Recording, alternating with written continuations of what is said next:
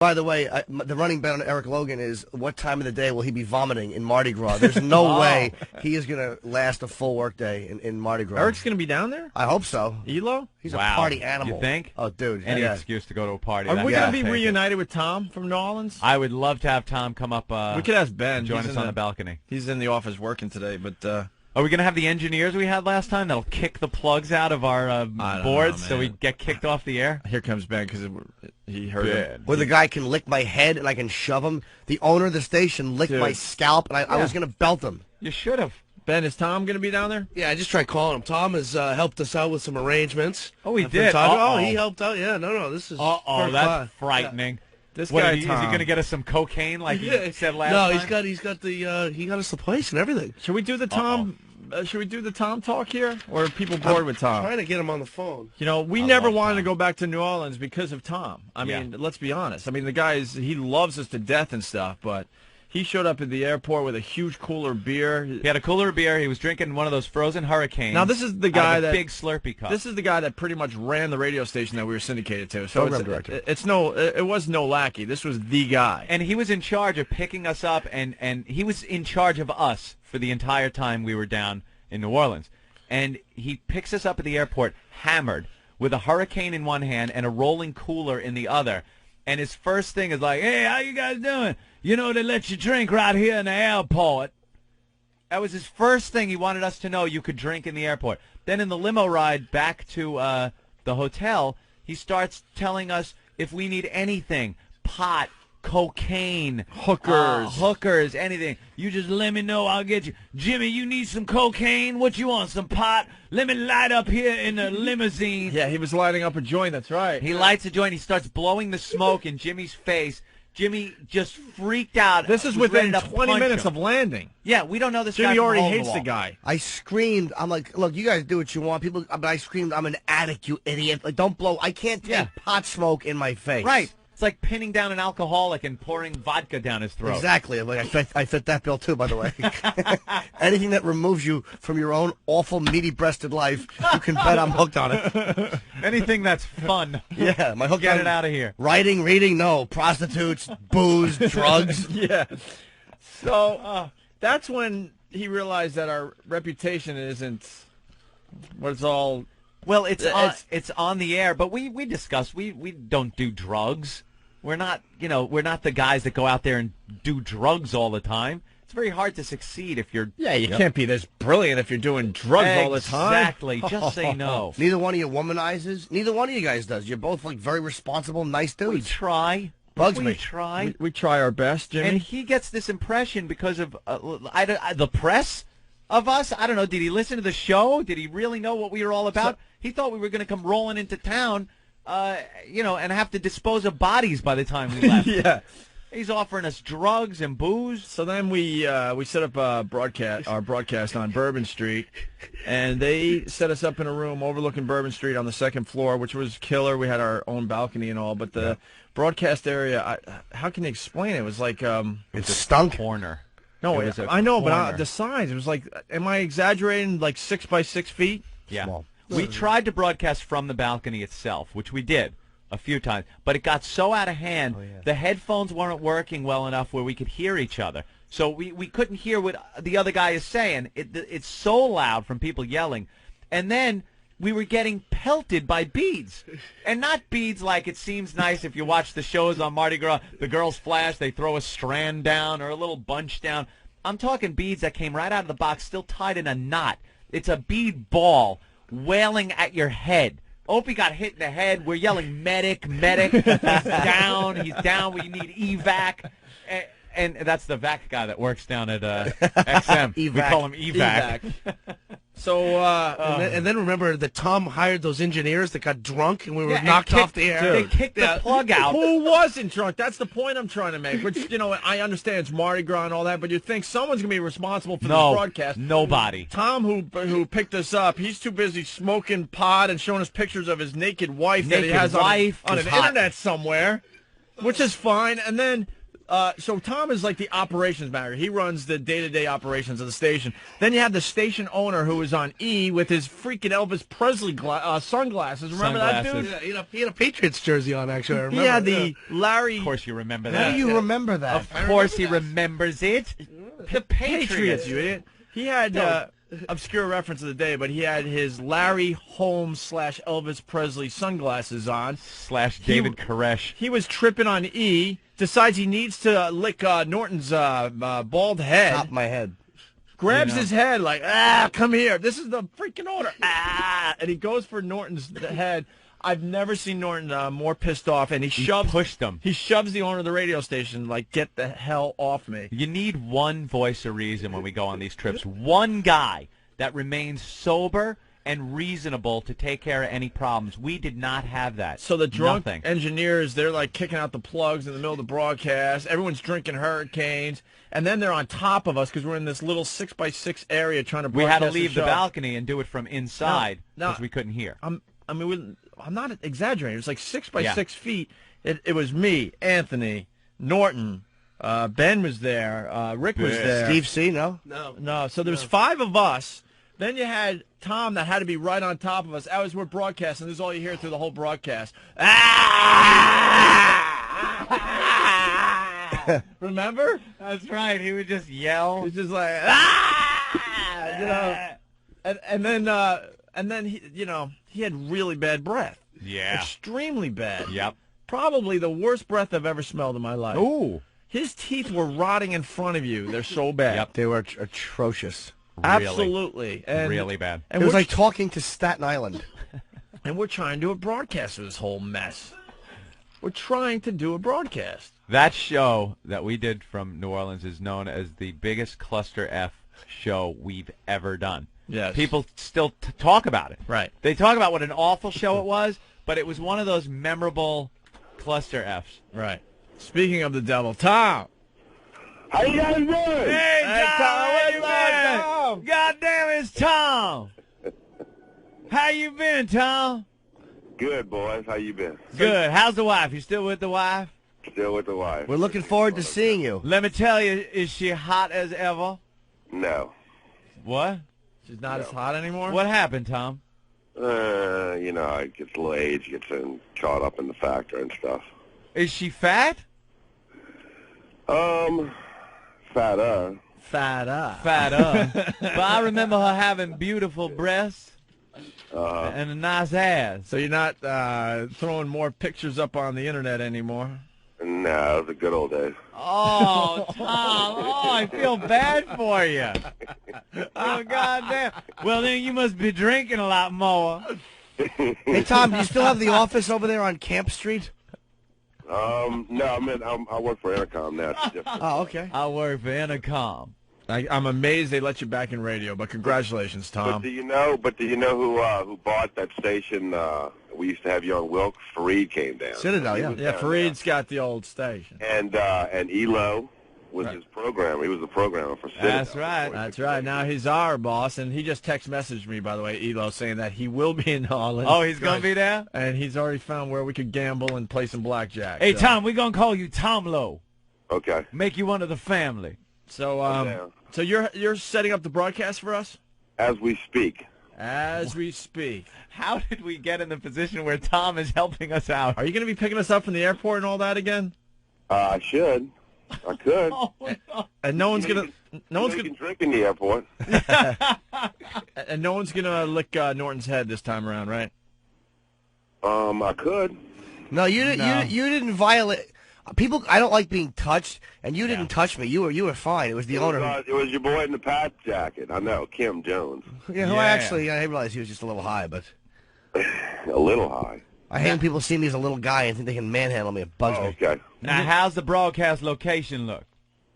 We're checking everything out, and I'll get back to you in a day. But it looks awesome. It's just down the street from the other one. It's a good location. Good location. Gonna be lots of girls. Lots of girls. Are we in that same hotel? I don't think so. We're in another hotel, right? A nice one? Yeah. I thought No, not as nice as that one. That one's a killer hotel. Royal Sonesta's the best one. I Well, think, I think that's where we're at, no? I don't know. I don't know. If you did, you pulled off a miracle there. What's the good one called? What's the good one, Tom? What's it called? Royal Sinesta.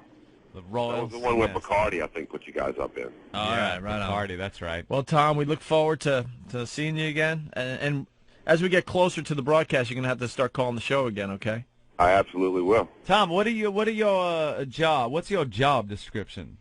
I sell advertising. I sell air, baby. He's a sales guy. You know? There you go. You've also had a rough couple of years, huh, Tom? Not really. You know, top salesman makes more than the manager, dude, in radio-wise. You're a good salesman, right? Absolutely. I could see him just schmoozing people left and right. Getting them drunk. Go to the bars. I know all the best places. Yeah, because you know a lot of times, you know, especially in the homosexual community, people got to lie and make themselves look like more than they are. You a handsome man, Mr. Gasson. Dude. All right, Tom. All right, guys. Looking forward to hooking up and having a hurricane with you, Tom. A hand grenade. A hand grenade. All right, there he goes. Tom from See you, Tom. Nolans. All right. Good appearance, Tom. Good appearance. How the hell are we working with this guy again? How did that happen? He sounds a little more normal these days. Yeah, but you know how that works. He's like Tippy Tom. Look what time it is. It's early. We used to talk to him in the afternoon. He's not loaded yet. He's just not loaded yet. Right.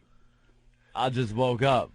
Yeah. And the final thing about the last Nolans trip, remember we almost got kicked out of Mardi Gras? Oh, yeah, for the chick being up there, right? For the chick giving a BJ live on our show. Yeah, that isn't allowed. This chick walks around with a T-shirt that says "Free BJs." Yeah, that's what she does during Free Mardi BJs, Gras. and she just drops to her knees all week long or whatever, and just blows guys. Just whip it out, and she's on it. And she's on it. So we're like, oh wow, that's kind of cool. Why don't Come we on up on the balcony. Come on up on the balcony and do it on our radio show in front of thousands that are looking up. Had a listener come up, and she was ready to service him. No, she did. She actually started servicing she started. him. And then all hell broke loose, and they wanted to kick us out of Mardi Gras for that. I'm like, yep. I'm like, do you see what's going on down there in the streets? Come on. How is this bad? Unbelievable.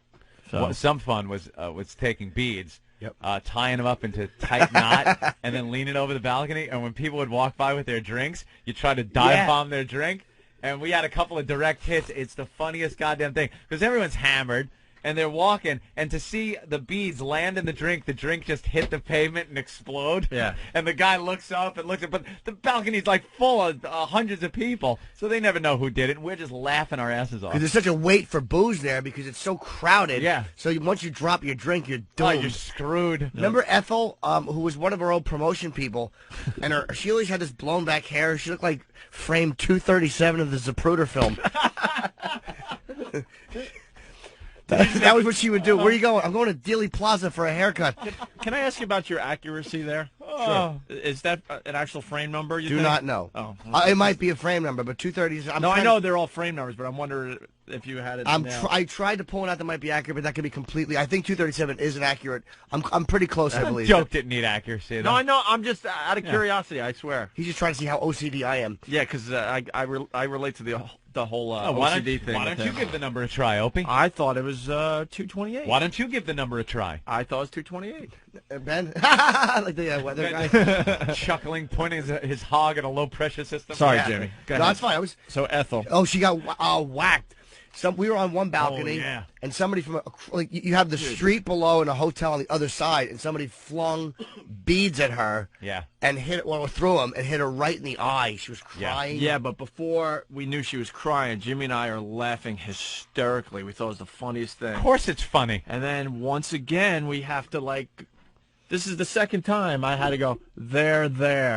Pats on the back. Hugs and pats, there, because we felt so bad because she's just crying and crying. We're going to have Kenny with us this time, though. It's nice to have a little security. I don't know why they don't have two, though, because Mardi Gras, if you haven't been there, you literally can take 15 minutes to cross the street. It is that Pain in the ass. crowded. It's kind of uncomfortable. If there's a riot, well, there was a riot, actually. When We Snoop try to was get there. two guys down there, and they're like, it's Mardi Gras. What could possibly happen? I swear that's an exact quote from Dude. Washington. I'm like, are you insane? Have you guys been down there? It is as crazy as any. It was intimidating, uncomfortable, because if anything happens, you're helpless. You're just stuck in a mob. Yep, that's it. Mob scene.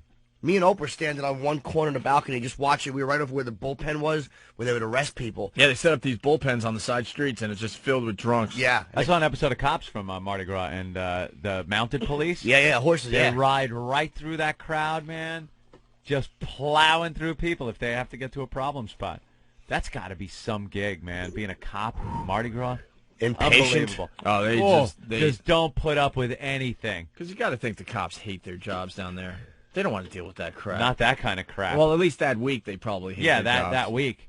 It's got to be the most difficult job to deal with because you can't get from point A to point B. The fights you see. The fights all over the God. place. People could just blindside you and then disappear in the crowd. Well, the scary part is when you're looking from above, it's a river of people. Like Jimmy said, you can't cross the street because it's literally just a river of people. Yep. And you walk in the street to try to cross directly across, and you end up a good block or two down by the time you get across because you're just getting pushed as you're trying to move. People tsunami. Yeah, pretty much. And all of a sudden a fight will break out. And from above, it is the scariest thing because it's like a tsunami. All of a sudden the people just push everyone over, and then all of a sudden there's a hole in the crowd, and these animals will just go at it until someone's knocked out. Then the only way to get through, like I said, the cops have mounted cops going on horseback and just start grabbing people. Take this guy, throw him to the side. I swore I'd never go back. I know. I said me the too. same thing, man. I said the same thing. I wasn't really into it. Oh, I'm not going back there. Let's go to Kevin real fast. Kevin? Yeah, this is Kevin calling. I was down there with a group of guys, and this one little fire plug that was with us, one of them short little barrel-chested guys was hammered, and he had some old-school BDs from Louisiana, some fancy ones, and some drunk bitch came up to him and said, I want him. He told her no way, and she grabbed for him, and he hit her so fast and so hard, her eyes rolled back in her head before she hit the ground. He just left her laying there bleeding on the curb until we took off. Yeah, it's crazy down there. It's ugly. All right, thank you, bro. Sorry about that. Brian in Texas, go ahead. Yeah, hey, I've been down there in New Orleans a few times, and it just seems like everybody gets loaded in the afternoon. Yeah. I mean, it's just doesn't matter what time of day it is. As long as it's past noon, they're fine. The weirdest thing, I went down to Mardi Gras, and I wasn't drinking that much. I think because I was hanging with Jimmy, and I know he doesn't drink, so I was like helping him. Not that you need help, but I was kind of like just kind of hanging out with him. Yeah. So I was getting up early, and like even 9 in the morning, I'm trying to find coffee and stuff, and people are just already hammered or never went to sleep. It's just unbelievable. People are just passed out, cold all over the place with puke next to them. Ugh. You know, that's where they're sleeping, and they still haven't, woken up for the day. And the hotel was surprisingly quiet. I don't know how they pulled that off. Yeah. But I actually wound up sleeping very well there. It's like, Well, you go in your room, and they're doing something with the windows because you don't hear anything. You heard nothing. I don't know how it'll be this time with my jacuzzi. Maybe the bubbles will help me. This is Juliana. Hey, how y'all doing today? A girl. Ooh! Listen to my voice. Girl. We only get one girl caller a day, so make it good. Oh, no, I was just wondering, you guys said y'all were down there. I lived there for about 5 years. Did you go to all the good places? The hell's the good places? Oh, Daddy's. I don't know if y'all like the Bourbon Pub. That's like the gay bar. You can really have a lot of fun in there. Yeah, I'm sure you can. Yeah, we'll be online as soon as it opens. That's where I want to go. Waiting in to New get Orleans in. Gay bar. Yeah. No, All that TNA around. No, well, have you been to Fat City yet? The No. what? Fat City in Metairie, basically across the river from New Orleans and everything. They got live bands, cool rock and roll shit going on and everything. You know what a great place in New Orleans is? The airport. No. Departures. All right, Juliana, thank you. That phone call was good for Juliana and a few people that, oh, yeah, I know that place. Yeah, I've been there. What? You know what I mean? Yeah. Heather from New Jersey. Ooh, Hey, how are you? Another girl. 2 in a row. Girl. I wanted two to for apologize Tuesday. to the It's two trucker. for Tuesday. 2 girls in a row. What, Heather? I wanted to apologize to the trucker that's on 287 North in Jersey. Okay. He had WOW written all over the back of his truck, and unfortunately, I'm a nurse and I'm in my scrubs, and I couldn't satisfy him today. And you wanted to show him your boobs, right? Yeah, but Damn that cold weather, Anthony. See? Damn it. I just couldn't get there fast enough in this traffic. Too much clothes to show her cans to that truck driver that was supporting the show with the WOW on the back. Yeah, he was a Pennsylvania trucker. That's why springtime rolls around and WOW just takes It's off. springtime somewhere. But you got to get your yeah, exactly. You got to get your WOWs on your vehicles. Do you ever wear like little nurse skirts The kind that I like that Michael Caine wore at the end of Dress to Kill. For you, Jimmy, I could. Really? I don't have a particular nurse fetish, but I think it would be sexy to see like the little white skirt and maybe some thigh highs and little underpants. Oh, no underpants. Good. Yellow treats at AOL.com. Ooh. All right, Heather, thank you. Bye, Heather. See, just in case you're wondering if that wow really works, yes, there's ladies out there ready to wow, but unfortunately Heather had too many clothes on because she's in Jersey and it's like 11 degrees out there today. So Just trying. If you want a wow sticker, go to opieandanthony.com and there's an address and stuff that you can send your self-addressed stamped envelope to, and we'll give you a wow sticker. Okay? Yes, we will.